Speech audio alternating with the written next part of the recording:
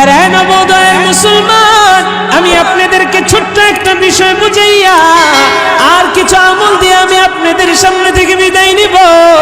ও দুনিয়ার মানুষ রে, আমি আপনাদেরকে বুঝাইতে চাই, এই পৃথিবীর জমিনে আমি আপনি চিরদিন বেঁচে থাকবো না, একদিন আমার আপনার বিদায় নিতেই হবে।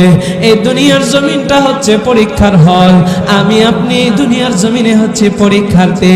এখান থেকে যেদিন বিদায় নিব, কাল কিয়ামতের ময়দানে কঠিন সেই হাসরের দিনে আমার আপনার বিচার হবে। একটু জবাব দিয়ে জানাইবেন, সেই দিন বিচার নিবেন একজন, তিনি কে? ইমানের পাওয়ার দিয়ে বলেন না তিনি কে?